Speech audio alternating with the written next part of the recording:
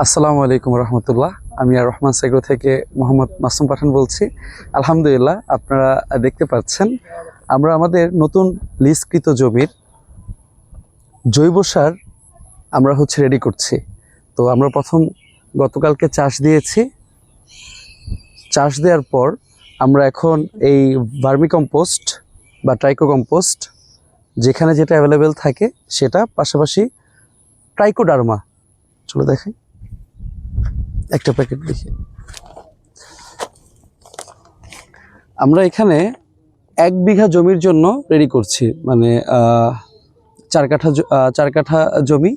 তো আমাদের হিসাবে 1 বিঘা 33% জমির জন্য আমরা 2 কেজি ট্রাইকোডার্মা দিচ্ছি। এটা উপকারী ছত্রাক।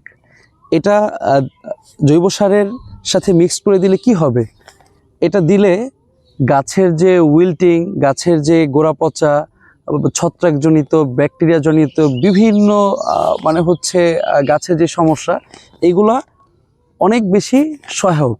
কারণ এগুলো উপকারী ছত্রাক, এগুলো জীবন্ত, এগুলো উপকারী ছত্রাক।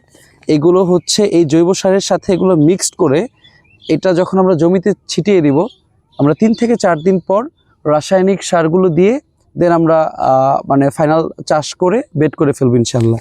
এতে করে কী হবে, মাটিতে যেই অপকারী আমাদের ক্ষতিকর যে ব্যাকটেরিয়াগুলো আছে, ছত্রাক বা ব্যাকটেরিয়া, এগুলোকে এই উপকারী ছত্রাকগুলো ধ্বংস করবে। তো আপনারা যারা আধুনিক পদ্ধতিতে চাষাবাদ করবেন, সবজি ফসল চাষাবাদ করবেন, তারা অবশ্যই এটা ফলো করবেন ইনশাল্লাহ।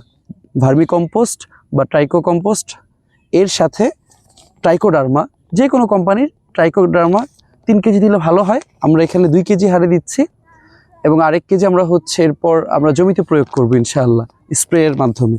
তো আপনারা সবাই এই বিষয়টা করলে আপনাদের উপকৃত হবে। তো আপনারা সবাই ভালো থাকবেন, আমাদের প্রজেক্টগুলোর জন্য দোয়া করবেন। আসসালামু আলাইকুম রহমতুল্লাহি ওয়া বারাকাতুহু।